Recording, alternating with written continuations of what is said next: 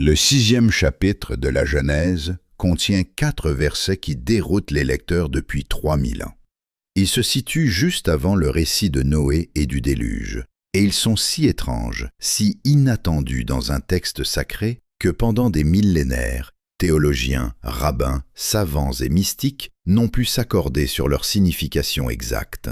Voici ces mots.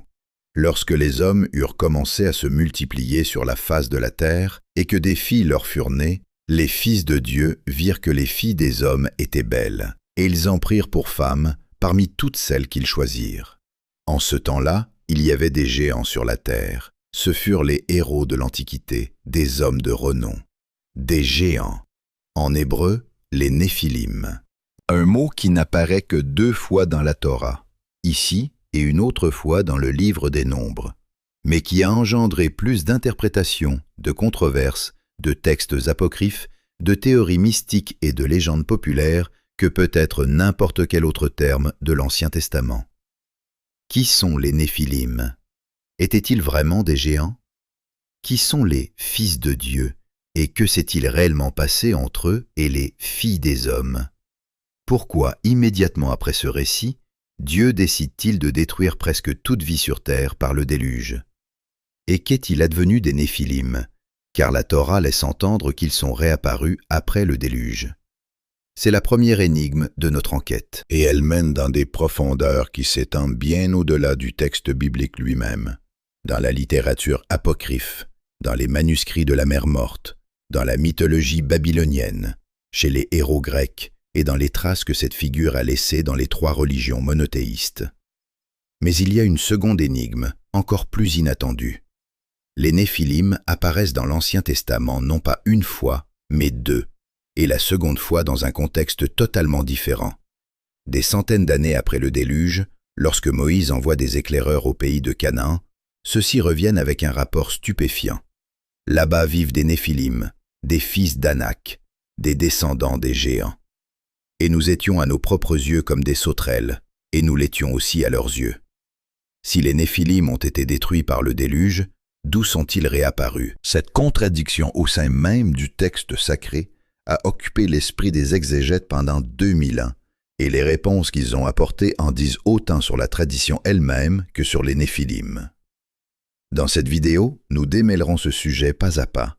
Nous suivrons le chemin des 4 versets énigmatiques de la Genèse, à travers les apocryphes et les manuscrits de la mer Morte jusqu'aux géants cananéens de l'Ancien Testament, et nous tenterons de comprendre ce que cette figure signifiait pour ceux qui l'ont créée et préservée. Commençons par le texte lui-même et par la question principale qu'il soulève. Dans le 6e chapitre de la Genèse se trouvent 3 mots autour desquels tourne tout le débat sur les Néphilim. Le premier, Bné à Elohim, qui signifie littéralement « fils de Dieu » ou « fils des dieux ». Le second, Bnot à Adam, fille des hommes ou fille de l'homme. Et le troisième, Néphilim. Qui sont les fils de Dieu? C'est précisément ici que toutes les interprétations divergent. Et cette divergence est l'un des plus anciens débats théologiques de l'histoire de la pensée juive et chrétienne. La première interprétation, et apparemment la plus ancienne, lit « fils de Dieu » littéralement. Ce sont des êtres célestes, des anges ou des êtres semi-divins qui sont descendus sur terre et se sont unis à des femmes humaines. C'est ainsi que comprenaient ce texte les auteurs du livre apocryphe d'Enoch, composé vraisemblablement au IIIe à IIe siècle avant notre ère. C'est ainsi que le lisaient les auteurs des manuscrits de la mer Morte. C'est ainsi que le comprend la traduction grecque de la Septante, traduisant « fils de Dieu » par « ange de Dieu ». Dans cette lecture, les Néphilim sont les descendants du mélange du céleste et du terrestre, des êtres gigantesques nés de l'union d'anges et de femmes. Leur nature est double. En eux coule le sang de 2 mondes, et c'est cette dualité qui fait d'eux des êtres ne s'inscrivant pas dans l'ordre créé. La seconde interprétation, devenue normative dans le judaïsme rabbinique, particulièrement à partir de la période tardo-antique et médiévale, lit « fils de Dieu » tout autrement. Ce ne sont pas des anges, mais des hommes particuliers. Les fils de Dieu sont la lignée juste de Seth, les descendants du 3e fils d'Adam qui ont préservé la tradition du culte de Dieu. Les filles des hommes sont les descendants de la lignée corrompue de Caïn. Le mélange des deux lignées a conduit à la dégradation morale et finalement au déluge. Cette interprétation était commode pour une raison fondamentale. Elle permettait d'expliquer le texte sans recourir à l'idée d'union littérale entre anges et humains, ce qui pose de sérieuses difficultés théologiques. Si les anges sont incorporels, comment auraient-ils pu avoir des relations physiques? S'ils ont des corps, en quel sens sont-ils des êtres célestes? La troisième interprétation, plus rare mais ayant également des partisans autorisés, lit « fils de Dieu » comme des rois ou des dirigeants. Dans l'ancien Proche-Orient, les rois portaient souvent des titres les associant aux divins. Les fils de Dieu pouvaient signifier de puissants souverains terrestres qui prenaient de force des femmes parmi le peuple. Les Néphilim, dans cette lecture, sont les descendants de lignées aristocratiques dont la puissance physique et le pouvoir sur les autres ont engendré les légendes sur les géants. Chacune de ces interprétations a de sérieux arguments textuels et théologiques à son soutien. Et c'est précisément cette diversité d'interprétations qui fait du thème des Néphilim l'un des plus vivants et inépuisables de l'histoire de la pensée biblique. Tournons-nous maintenant vers le mot Néphilim lui-même, car son origine fait l'objet d'un débat distinct et tout aussi vif. L'étymologie la plus évidente relie le mot Néphilim à la racine Naphal, tomber. Néphilim, les tombés, les déchus. Cela pouvait signifier soit ceux qui sont tombés, c'est-à-dire les anges descendus du ciel, soit ceux qui sont tombés moralement, c'est-à-dire les impies, les corrompus et les vicieux. Soit dans une troisième lecture, ceux qui font tomber les autres, c'est-à-dire les oppresseurs, les tyrans. La Septante grecque traduit Néphilim par géant, et c'est ce mot qui s'est imposé dans la tradition européenne et a déterminé la façon dont la culture occidentale s'est représentée les Néphilim pendant 2000 ans, comme des géants physiques d'une taille immense. Mais certains chercheurs modernes soulignent que dans le texte même de la Genèse, les Néphilim ne sont pas nécessairement décrits comme des géants au sens littéral. Le texte dit « Ce furent les héros de l'Antiquité, des hommes de renom ». L'accent est ici mis sur la force, la renommée, l'ancienne réputation, et pas nécessairement sur la taille physique. L'image du géant pourrait être une superstructure culturelle apparue plus tard, par comparaison avec les tribus cananéennes dont nous reparlerons.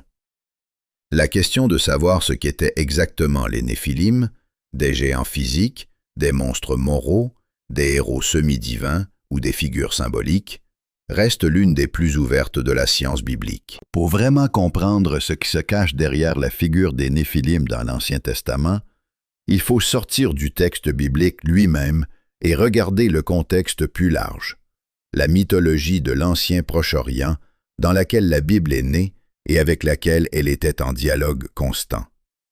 Le motif de l'union des dieux ou d'êtres célestes avec des humains et de la naissance de descendants héroïques est l'un des plus répandus dans les mythologies du monde entier. Dans la littérature sumérienne, il existe des textes sur les Apkallu, des sages semi-divins qui ont apporté la civilisation à l'humanité, l'agriculture, la construction, l'écriture, les lois. Selon certaines descriptions, les Apkallu avaient une nature partiellement humaine, partiellement piscine. Ils émergeaient de l'océan primordial pour transmettre aux hommes les connaissances qu'ils avaient acquises dans les eaux. C'est avec les Apkallu qu'est associée l'apparition des premières grandes cités de Mésopotamie. Il est curieux de constater qu'après le grand déluge, qui dans la tradition sumérienne et babylonienne est également un événement central, les Apkallu, qui réapparaissent, sont décrits comme des êtres déjà partiellement humains, moins parfaits que leurs prédécesseurs d'avant le déluge. Cette similitude structurelle avec le récit biblique, dans lequel les Néphilim existent avant le déluge et réapparaissent d'une certaine manière après, bien que sous une forme modifiée, est très révélatrice. Dans l'épopée akkadienne de Gilgamesh, l'une des plus anciennes œuvres de la littérature mondiale, figure Enkidu, un être créé par les dieux à partir de la terre et possédant une force surhumaine. Il vit avec les animaux sauvages jusqu'à ce que, séduit par une femme, il intègre le monde humain. Son initiation à l'humanité est liée à la fois à l'acquisition de la dignité humaine et à la perte d'une partie de sa force animale originelle. C'est là aussi un récit sur un être liminal, ni tout à fait sauvage, ni tout à fait humain. Dans la mythologie grecque, l'équivalent des Néphilim sont les héros, des êtres semi-divins, nés de l'union des dieux et de mortels. Achille, fils de la déesse marine Thétis, Héraclès, fils de Zeus, Persée, encore fils de Zeus. Ce sont des êtres gigantesques, d'une force surhumaine, dont l'origine explique leurs qualités exceptionnelles, et dont le destin est presque toujours tragique, car ils n'appartiennent pleinement ni au monde des dieux, ni à celui des hommes. C'est dans ce large contexte mythologique que la figure des Néphilim acquiert un sens supplémentaire. Ce n'est pas seulement un récit juif sur des géants, c'est une partie d'un récit universel sur la frontière entre le céleste et le terrestre, sur les conséquences de sa transgression et sur les êtres qui se sont retrouvés simultanément des deux côtés de cette frontière. Mais le récit juif a une différence fondamentale avec le récit grec. Dans la tradition grecque, les héros sont des objets d'admiration, des modèles à imiter, une source de fierté nationale. Homère les a chantés dans l'Iliade et l'Odyssée comme des exemples du plus haut degré de grandeur humaine. Dans la tradition juive, les Néphilim sont un avertissement. Ils ne sont pas un idéal, mais une cause de catastrophe. Leur existence même, une violation de l'ordre établi par Dieu, est l'une des raisons pour lesquelles le déluge est devenu nécessaire. Cette différence essentielle en dit long sur les systèmes de valeurs des deux traditions. Le monde grec admirait la force et la grandeur semi-divine, y voyant l'apogée des possibilités humaines. Le monde juif voyait dans la transgression des frontières établies avant tout une menace, tant pour l'humanité que pour l'ordre céleste lui-même. Tournons-nous maintenant vers la source qui contient le récit le plus détaillé et développé sur les Néphilim, le livre d'Hénoch.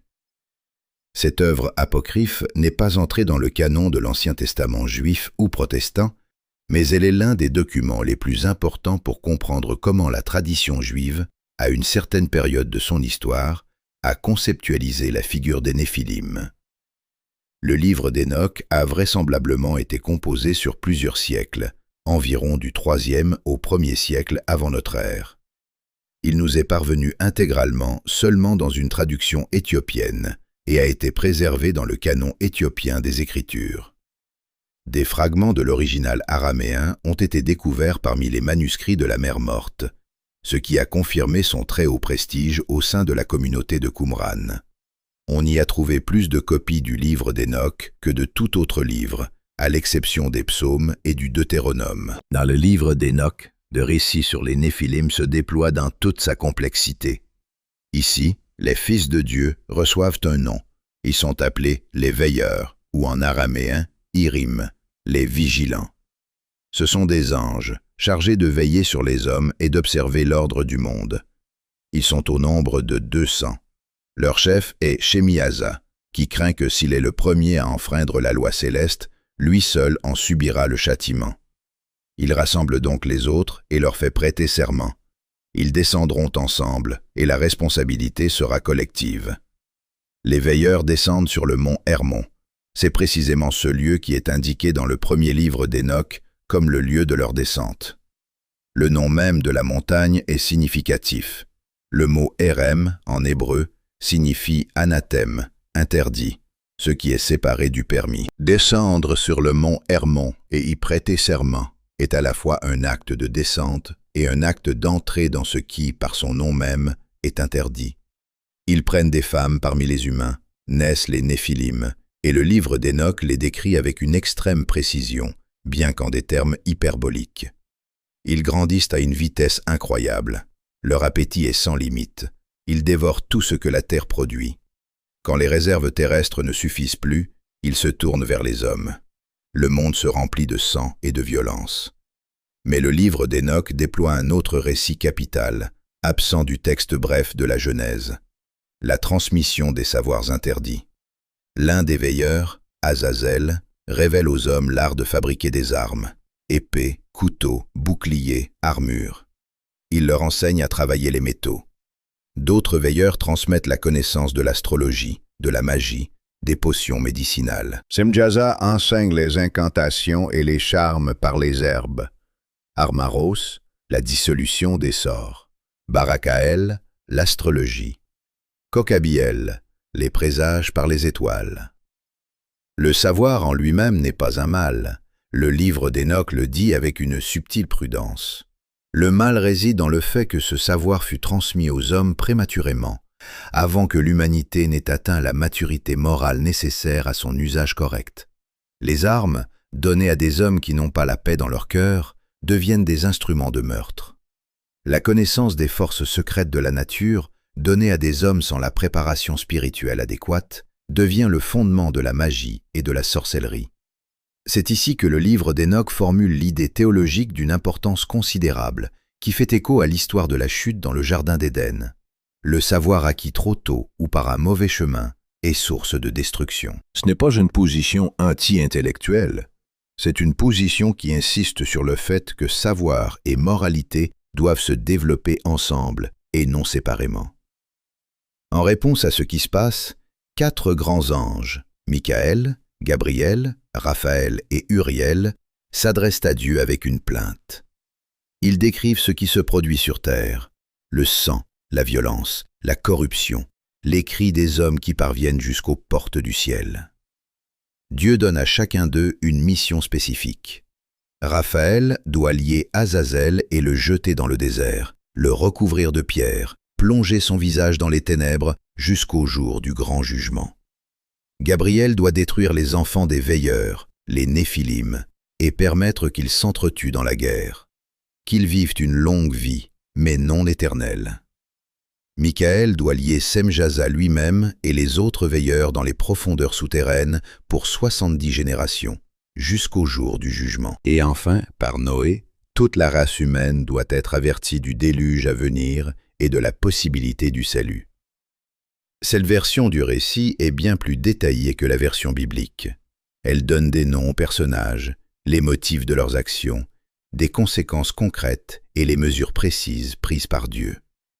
C'est cette démultiplication des détails qui a rendu le livre d'Hénoch si populaire dans certains cercles du judaïsme à l'époque du Second Temple. Nous sommes arrivés au milieu de notre enquête, et il est temps de rappeler l'énigme initiale et d'y ajouter une nouvelle dimension. Ainsi, les Néphilim apparaissent dans la Genèse, sont décrits en détail dans les apocryphes, associés au déluge. Mais le déluge les détruit. Seuls Noé et sa famille sont sauvés. D'où réapparaissent-ils alors? Voici ce passage clé du livre des Nombres, chapitre 13. Moïse envoie 12 hommes explorer le pays de Canaan, promis par Dieu. Les éclaireurs reviennent au bout de 40 jours. 10 sur 12 font un rapport effrayant. Le pays que nous avons parcouru dévore ses habitants. Tout le peuple que nous y avons vu est de haute taille. Là, nous avons vu les Néphilim, les fils d'Anak, qui sont des Néphilim, et nous étions à nos propres yeux comme des sauterelles, et nous l'étions aussi à leurs yeux. Ce témoignage est frappant, mais il soulève immédiatement une question. Si les Néphilim ont été détruits par le déluge, comment pouvaient-ils exister en Canaan quelques générations seulement après Noé? La tradition juive a apporté plusieurs réponses à cette question. L'une d'elles est liée à la figure d'Og, le roi de Bacan, mentionné dans le livre des Nombres et dans le Deutéronome comme un représentant de la race géante des Réphaïm.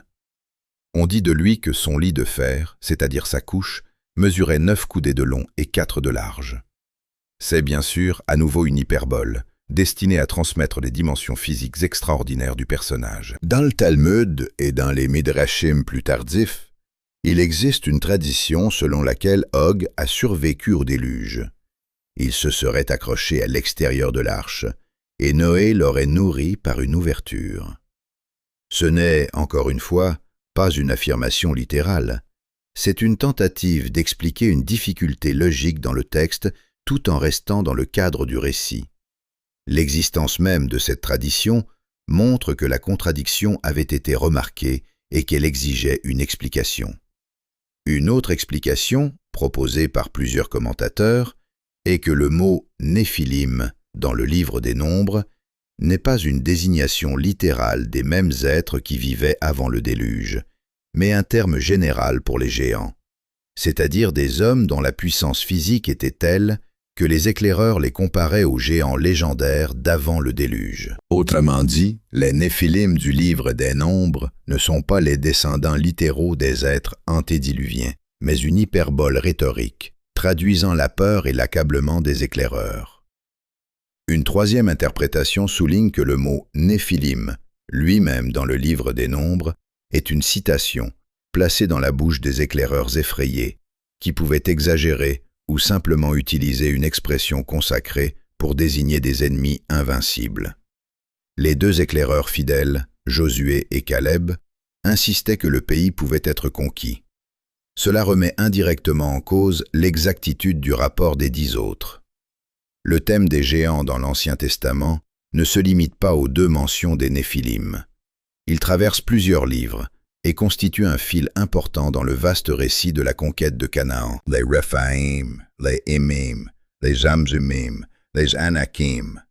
Tous ces peuples ou groupes sont décrits dans divers textes comme des hommes de très grande taille vivant en Canaan avant l'arrivée d'Israël. Une place particulière parmi les géants cananéens est occupée par la figure de Goliath, le géant le plus connu de l'Ancien Testament. Son histoire est racontée dans le premier livre de Samuel. Goliath de Gath, guerrier philistin, dont la taille, selon le texte massorétique, était de 6 coudées et 1 empan. Cela représente environ 2,90 m, une taille tout à fait réelle pour un homme avec une condition génétique particulière, mais produisant une impression terrifiante dans un monde où la taille moyenne d'un homme adulte était d'environ 1,65 m. Il est intéressant de noter que la Septante et le rouleau de Samuel de Qumran donnent à Goliath une autre taille, 4 coudées et 1 empan, soit environ 2 mètres. C'est nettement moins que dans le texte hébreu standard. De nombreux chercheurs estiment que c'est bien 4 coudées et 1 empan qui constituent la version la plus ancienne du texte, et que 6 coudées sont apparues lors des copies comme résultat d'un grossissement progressif du personnage légendaire dans la tradition. Goliath est dans le texte explicitement associé aux Réphaïm, descendants de Rapha de Gath, mentionné comme un groupe de géants ayant combattu contre David et ses guerriers dans plusieurs épisodes. Cela crée dans le texte un système de liens. Les géants de Canaan, les Anakim, les Réphaïm, les Gathiens, tous sont décrits comme faisant partie d'une réalité culturelle plus large, dans laquelle le souvenir d'hommes aux dimensions physiques exceptionnelles occupait une certaine place. Ce qui est notable dans l'histoire de David et Goliath d'un point de vue théologique, ce n'est pas simplement un récit de la victoire du petit sur le grand, c'est un récit sur la manière dont Dieu agit à travers la faiblesse et non la force. David refuse d'armure de Saül, qui ne lui convient pas, et s'avance à la rencontre du géant armé avec une fronde et 5 pierres. Sa force n'est pas physique, mais spirituelle. C'est cette opposition, la puissance physique surhumaine contre la confiance en Dieu, qui constitue le centre structurel de l'histoire. En ce sens, l'histoire de David et Goliath est un miroir théologique de l'histoire des Néphilim. Là, des géants, engendrés par la violation de l'ordre céleste, furent détruits par les eaux du déluge. Ici, un géant, représentant la force sans dimension spirituelle, est vaincu non par une autre force physique, mais par la foi. Les 2 récits disent la même chose, la puissance physique, qui n'est pas enracinée dans une relation juste avec Dieu, est en définitive une faiblesse. Le mot « Réphaïm », lui-même dans l'Ancien Testament, porte une couche de sens supplémentaire. Dans plusieurs textes, notamment dans le livre d'Isaïe et dans les psaumes, Réphaïm ne désigne pas des géants, mais les ombres des morts, les spectres du royaume des morts. Cette double signification, géant et ombre des morts, est selon plusieurs chercheurs intentionnelle. Elle indique que dans la mémoire culturelle juive, les géants étaient étroitement associés aux images de la mort et de l'au-delà. Ils étaient des êtres d'un autre monde, dont la présence physique dans ce monde était temporaire et en définitive vouée à disparaître. Examinons maintenant ce qu'il est advenu de l'image des Néphilim dans la tradition religieuse plus large. Parce que l'influence de ces quelques versets bibliques sur l'histoire de la pensée religieuse s'est avérée totalement disproportionnée par rapport à leur brièveté. Dans le judaïsme de l'époque du Second Temple, approximativement du 5e siècle avant notre ère au 1er siècle de notre ère, l'image des Néphilim et des veilleurs occupait une place immense dans la littérature apocryphe et pseudo-épigraphique. Outre le livre d'Hénoch, le récit des veilleurs et des Néphilim fut développé dans le livre des Jubilés, dans divers textes de Qumran, dans le livre des Géants, dont des fragments ont également été trouvés parmi les manuscrits de la Mer Morte. La raison de cet intérêt est probablement liée aux circonstances historiques. L'époque du Second Temple est une période où les Juifs vivaient sous la domination des grands empires païens, d'abord perses, puis grecs, puis romains. La culture grecque, avec son panthéon de dieux, ses mythes de héros demi-dieux, sa normalisation du mélange du divin et de l'humain, représentait une menace théologique pour le monothéisme strict. L'image des Néphilim comme conséquence d'un mélange interdit et comme cause d'une catastrophe constituait une réponse théologique à cette menace. Ce n'est pas l'intervention des dieux dans la vie humaine qui mène à l'épanouissement, mais à la destruction. Dans le christianisme primitif, l'image de Néphilim a également laissé une trace notable. L'apôtre Pierre, dans sa première épître, mentionne les esprits qui autrefois avaient désobéi lorsque la patience de Dieu attendait au jour de Noé. L'apôtre Jude se réfère explicitement au livre d'Hénoch et aux anges qui n'ont pas gardé leur dignité, mais ont abandonné leur propre demeure. Cela témoigne du fait que dans la communauté chrétienne primitive, la tradition apocryphe sur les veilleurs était perçue comme faisant autorité et ayant une importance théologique. C'est le livre d'Hénoch qui est cité dans l'épître de Jude, et c'est le seul cas dans le Nouveau Testament canonique où un texte apocryphe est cité comme écriture. Cela montre à quel point l'autorité de ce livre était grande dans certains cercles du christianisme originel. Par la suite, la plupart des églises chrétiennes ont exclu Hénoch du canon, mais la trace qu'il a laissée dans la théologie n'a pas disparu.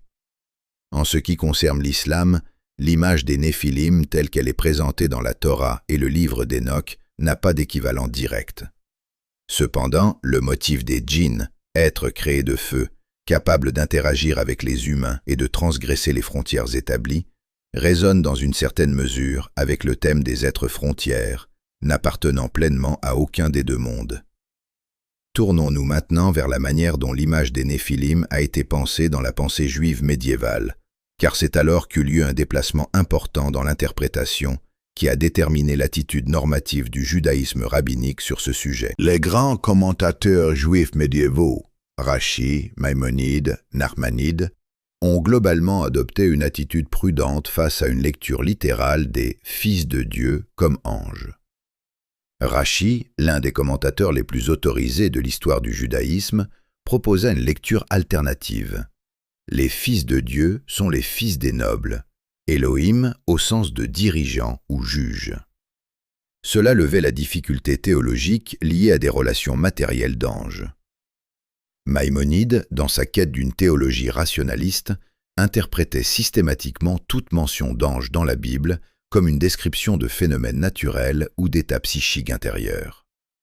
Dans ce système, les veilleurs qui s'unirent aux humains pouvaient être lus comme une métaphore des forces naturelles ou des processus sociaux. Nachmanide, cependant, était prêt à accepter une lecture plus littérale, admettant qu'il s'agissait bien d'êtres spirituels ayant pris une forme physique. Il soulignait que rejeter le sens littéral du texte pour des convenances théologiques était une pratique dangereuse. Ce désaccord interne au sein de la pensée juive médiévale est révélateur. Le texte est si ambigu et si important que la tradition n'a pas pu élaborer une position unifiée à son sujet. Il est resté une zone de questions théologiques ouverte. L'un des aspects les plus intéressants du thème des Néphilim est son incroyable persistance dans la mémoire culturelle de l'humanité. L'image des géants, des êtres mêlant des traits célestes et terrestres, surhumainement forts et finalement condamnés, se retrouve dans la mythologie de pratiquement tous les peuples du monde. Dans la mythologie nordique, il y a les Jotnar, des géants s'opposant au dieu Hadès. Dans la mythologie grecque, les géants qui se révoltèrent contre les dieux olympiens. Dans la mythologie hindoue, les Asuras. Dans la mythologie sumérienne, les Apkallu, déjà mentionnés. Ce ne sont pas des coïncidences fortuites, c'est le témoignage que l'image d'êtres surhumains transgressant l'ordre établi est universelle dans la pensée humaine. Pourquoi? Plusieurs explications existent pour cette universalité. L'une est psychologique. L'image du géant est une expression archétypale de la peur face à la force, au pouvoir, face à ce qui dépasse l'homme et échappe à son contrôle. Une autre est historique. Peut-être que dans l'histoire réelle, il exista des hommes ou des peuples dont la puissance physique ou la force militaire produisit une impression si frappante sur leurs voisins qu'elle se cristallisa en légende de géants. Une troisième explication est théologique. L'image des géants peut être une manière de penser la présence du mal dans le monde, un mal trop grand pour les forces humaines, mais trop petit pour Dieu. Appliquées aux néphilim bibliques, ces trois explications contiennent chacune une part de vérité. Il est intéressant d'examiner s'il existe des correspondances historiques ou archéologiques possibles avec l'image des néphilim et des géants cananéens. Cette question se pose inévitablement à la lecture des textes décrivant des hommes de taille gigantesque et elle exige une réponse honnête.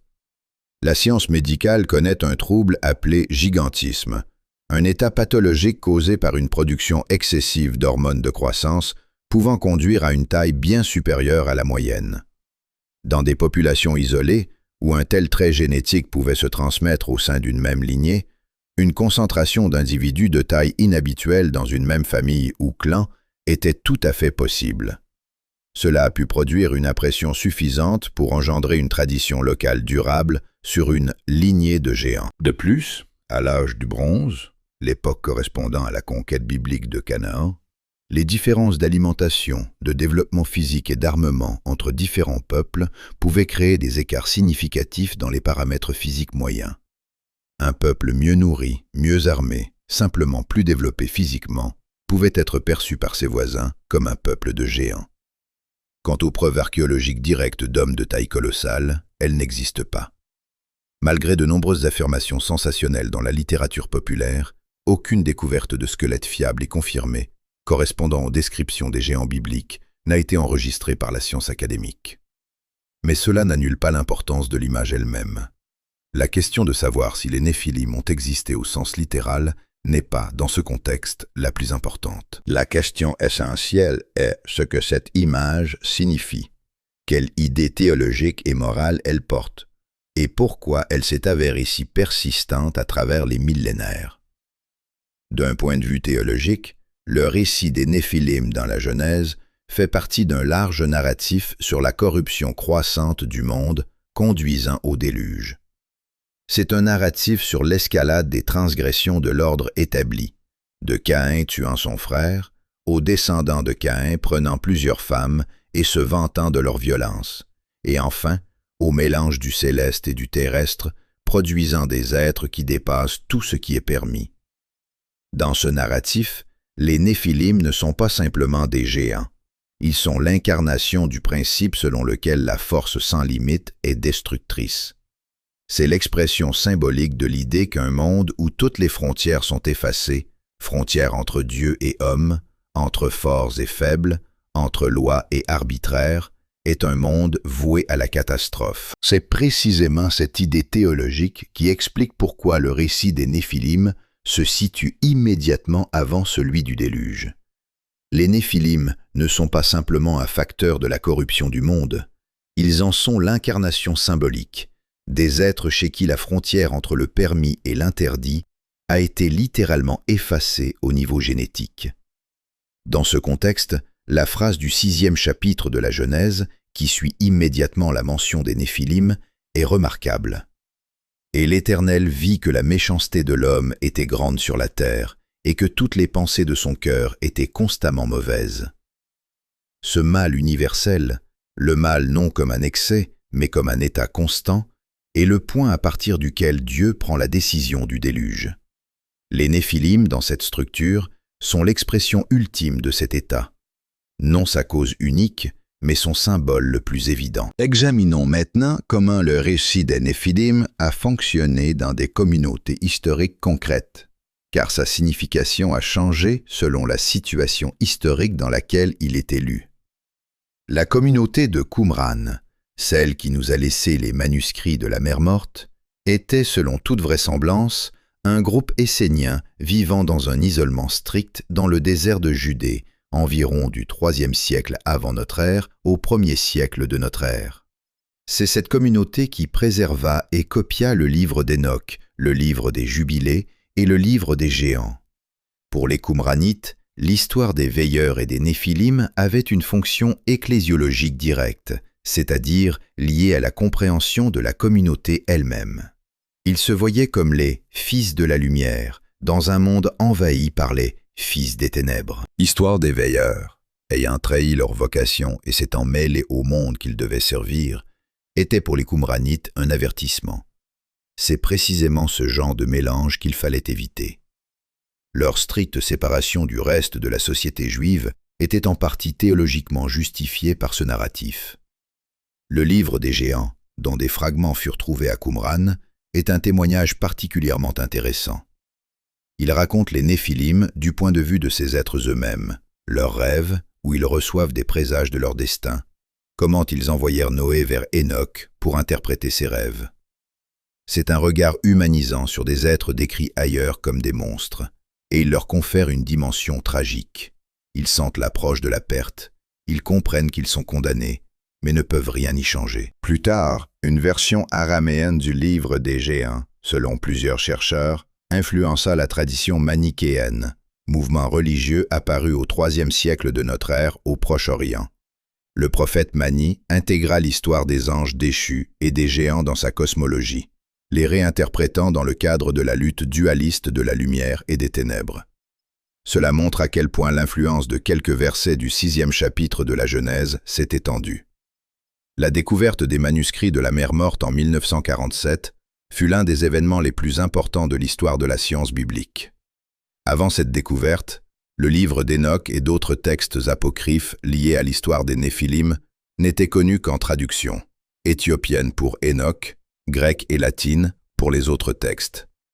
La découverte de fragments araméens confirma leur grande antiquité et leur appartenance à une tradition littéraire juive vivante de la période du Second Temple. Les manuscrits montrèrent aussi que la frontière entre canonique et apocryphe était à cette période bien moins nette qu'on ne le pense habituellement. La bibliothèque de Qumran incluait à la fois des livres entrés plus tard dans le Tanakh et des textes qui n'y entrèrent pas, et les deux catégories, apparemment, étaient vénérées et copiées avec un égal soin. Cela signifie que l'histoire des veilleurs et des Néphilim, pour une part significative de la société juive de cette période, n'était pas un apocryphe marginal, mais une partie essentielle de la vision religieuse du monde. Pour les premiers chrétiens, qui lisaient le livre d'Hénoch et s'y référaient, le récit des veilleurs et des Néphilim servait un autre but. Il expliquait l'origine des forces démoniaques dans le monde. Selon une interprétation que l'on retrouve chez plusieurs auteurs chrétiens anciens, les Néphilim, après leur mort, devinrent des esprits malveillants incorporels, des démons, qui errent sur la terre car, étant des êtres de nature semi-angélique, ils ne peuvent entrer ni au paradis, ni en l'enfer destiné aux humains. Cette explication de l'origine de la démonologie, également présente dans le livre d'Hénoch, offrait à l'Église primitive une réponse théologique à la question de la nature des esprits mauvais. Dans la tradition rabbinique tardive et dans la Kabbale, l'image des Néphilim persista, mais fut retravaillée.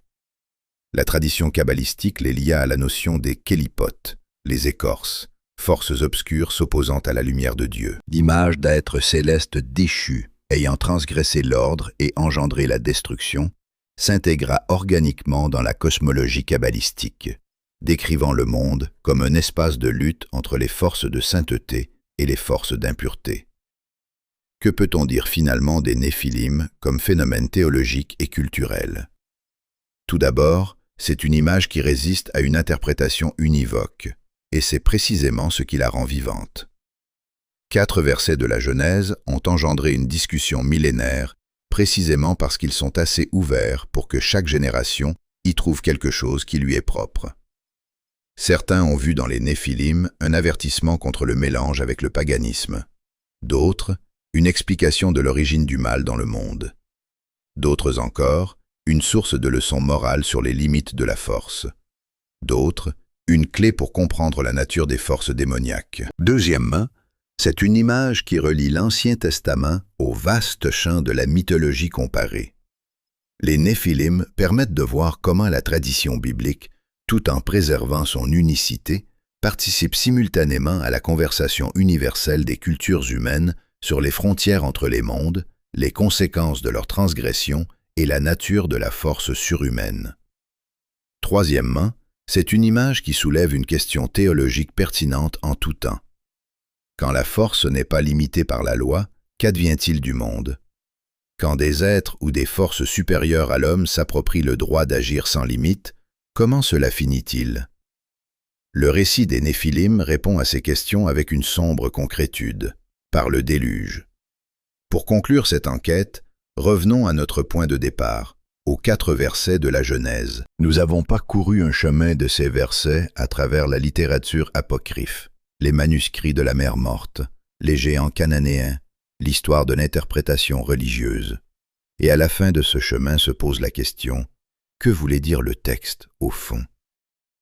Il n'y a probablement pas de réponse unique et correcte. C'est précisément pourquoi la tradition a préservé la contradiction, sans la clore par une seule explication.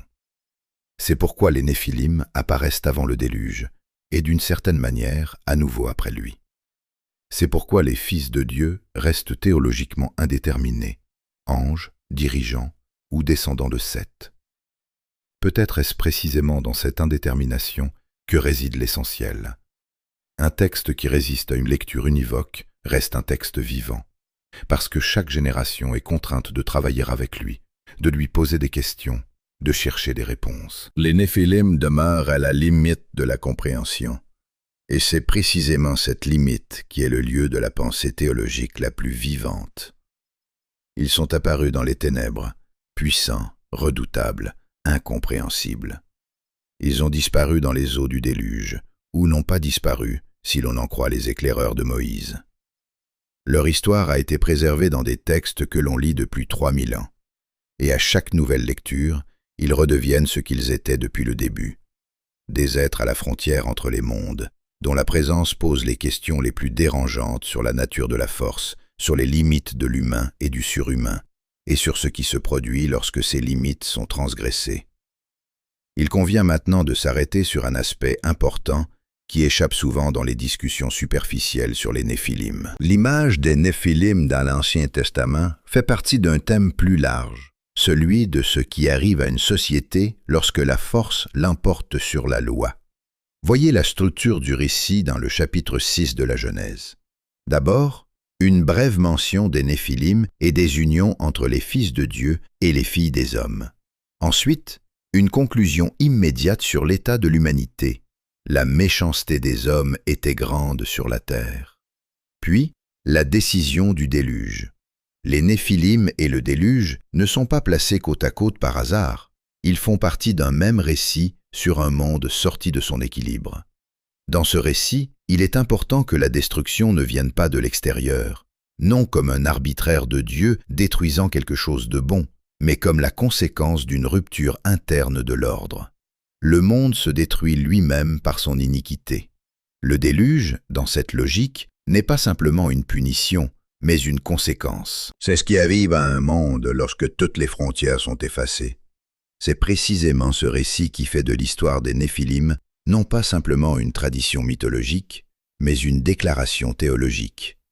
Il dit « L'ordre n'est pas une prison, mais une condition de la vie. Les êtres qui ignorent l'ordre, qu'il s'agisse des anges ayant trahi leur vocation ou de leurs descendants vivant sans limite morale, finissent par détruire ce qui rendait la vie possible. » Ce message s'est révélé étonnamment durable. Il a trouvé un écho à différentes époques historiques, parce que la question de la force sans loi, du pouvoir sans responsabilité, des êtres ou des systèmes qui se placent au-dessus de l'ordre établi, est une question éternelle de l'histoire humaine. Lorsque les communautés juives lisaient l'histoire des Néphilim à l'époque de la domination grecque ou romaine, elles y entendaient le récit de leur propre temps. Lorsque les mystiques médiévaux réfléchissaient à l'origine des démons, ils s'appuyaient sur cette même histoire. Lorsque les premiers chrétiens expliquaient la nature des forces du mal, il revenait à ces mêmes 4 versets. C'est précisément cette capacité du texte à parler à différentes époques de situations différentes, mais structurellement similaires, qui est le signe d'un grand texte, un texte qui ne se contente pas de décrire le passé, mais qui porte en lui un principe applicable à l'avenir. Une autre dimension importante de ce thème est la question de l'influence du livre d'Hénoch et de la tradition qui lui est associée sur la démonologie, l'enseignement sur la nature des esprits mauvais dans les 3 religions abrahamiques. Le livre d'Hénoch contient une réponse à une question qui, autrement, resterait théologiquement ouverte. D'où viennent les esprits mauvais? La réponse du livre d'Hénoch est la suivante. Lorsque les Néphilim furent détruits par le déluge, leurs corps périrent, mais leurs esprits, étant semi-angéliques, ne pouvaient entrer là où vont les âmes humaines ordinaires. Ils restèrent dans le monde comme des êtres incorporels, des esprits mauvais, cherchant à s'incarner et causant du tort aux hommes. Cette idée trouva un écho direct dans la littérature chrétienne primitive. Justin Martyr, au IIe siècle de notre ère, liait directement les dieux païens et les démons aux Néphilim et aux veilleurs du livre d'Hénoch. Tertullien citait le livre d'Hénoch comme un texte faisant autorité. Origène discutait des veilleurs dans le contexte de l'origine du mal. Clément d'Alexandrie considérait le livre d'Hénoch comme une œuvre prophétique authentique. Par la suite, la plupart des églises chrétiennes rejetèrent le livre d'Hénoch comme non canonique, en grande partie précisément parce que sa lecture littérale créait des difficultés théologiques. Des anges avec des corps, ayant des relations physiques avec des femmes, semblaient incompatibles avec la doctrine chrétienne en développement sur les anges comme êtres purement spirituels. Mais les images qu'il avait engendrées, les anges déchus, les esprits mauvais comme descendants des Néphilim, Azazel comme personnification du mal, entrèrent dans la culture chrétienne et y restèrent à jamais, même lorsque le texte lui-même fut exclu du canon. Dans l'islam, les djinns, des êtres créés de feu, capables d'aider comme de nuire aux hommes, occupent dans une certaine mesure la même niche structurelle que les Néphilim et les veilleurs dans la tradition juive et chrétienne. Ce sont des êtres situés entre le monde des hommes et celui des forces supérieures, capables de franchir les frontières entre eux. Et cette capacité est source à la fois de possibilités et de dangers. Le Coran lui-même décrit comment le prophète Mahomet fut entendu par un groupe de djinns qui embrassèrent l'islam et retournèrent auprès de leur peuple pour raconter ce qu'ils avaient entendu. Cela indique que dans la conception islamique, la frontière entre les mondes n'est pas absolue et que les êtres capables de la franchir font partie de la réalité du monde. Cependant, la tradition islamique, contrairement à la littérature apocryphe juive, ne développe pas de mythologie détaillée sur l'origine de ces êtres à partir de l'union d'anges avec des humains. Tout cela montre que les 4 versets du chapitre 6 de la Genèse sont devenus l'une des sources les plus fécondes de l'imagination religieuse dans l'histoire des 3 religions monothéistes. Ils ont engendré des traditions théologiques entières, des corpus apocryphes, des systèmes démonologiques et des enseignements mystiques. Et pourtant, le texte source lui-même est resté bref, énigmatique et ouvert à l'interprétation. C'est précisément dans cette ouverture, dans le refus du texte biblique de clore le sujet par une réponse univoque, que réside probablement la principale raison de son étonnante fécondité culturelle. Un texte qui suscite des questions vit plus longtemps qu'un texte qui donne des réponses toutes faites. Les Néphilim restent à la frontière du compréhensible, précisément parce que le texte refuse de les décrire complètement. Et c'est pourquoi chaque génération revient à ces 4 versets avec de nouvelles questions. Pour conclure cette enquête, revenons au début. 4 versets, 2 mots, Fils de Dieu et Néphilim. Des milliers d'années de débats, d'interprétations, de légendes, de systèmes théologiques et d'images culturelles. Que savons-nous finalement des Néphilim? Nous savons que l'Ancien Testament les mentionne 2 fois, avant le déluge et après. Nous savons que la tradition apocryphe, en particulier le livre d'Hénoch, a développé un récit détaillé sur les veilleurs, leurs unions avec les humains et leurs conséquences. Nous savons que les manuscrits de la mer Morte montrent le haut crédit accordé à cette tradition dans le judaïsme de l'époque du Second Temple. Nous savons que les géants cananéens dans plusieurs livres de l'Ancien Testament sont décrits comme faisant partie du tableau historique réel de la conquête de Canaan.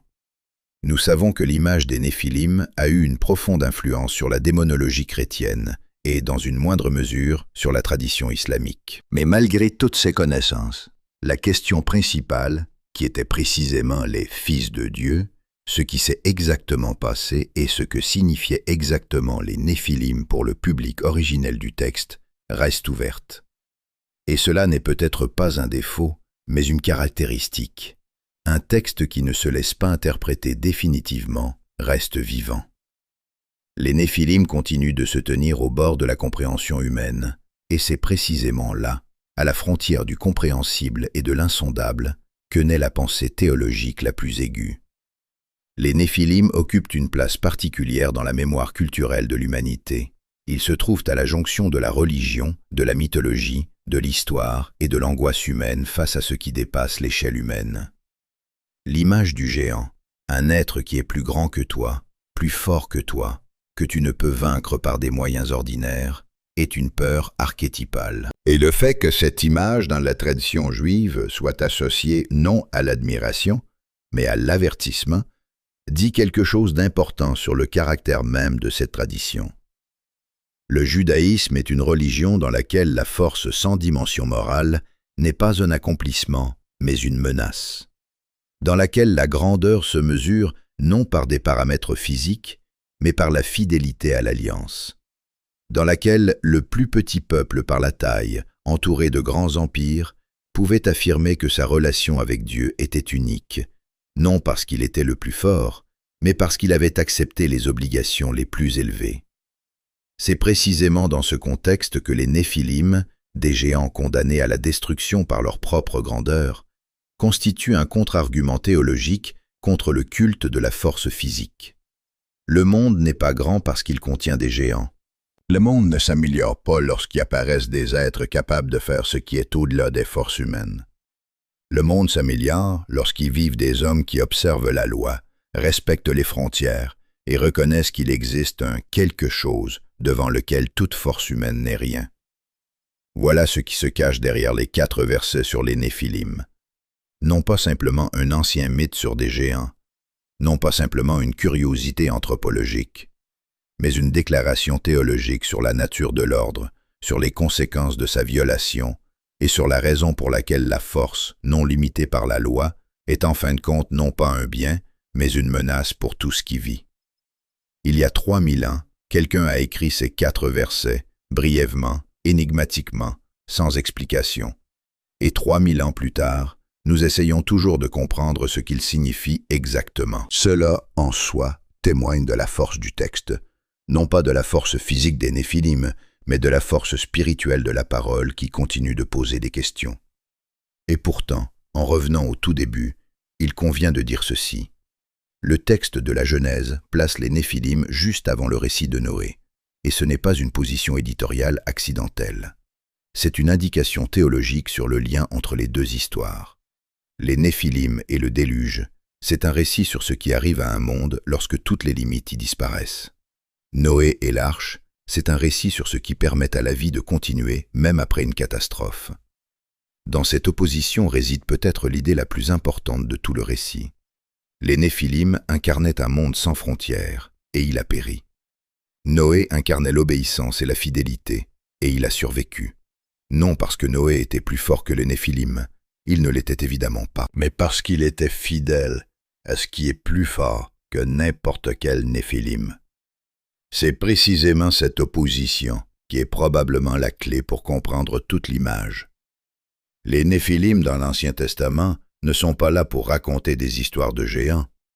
Ils sont là pour dire quelque chose sur la fragilité humaine face à la force illimitée, et sur le fait que la seule véritable réponse à cette force n'est pas une autre force, mais la fidélité à cette loi qui dépasse toute force.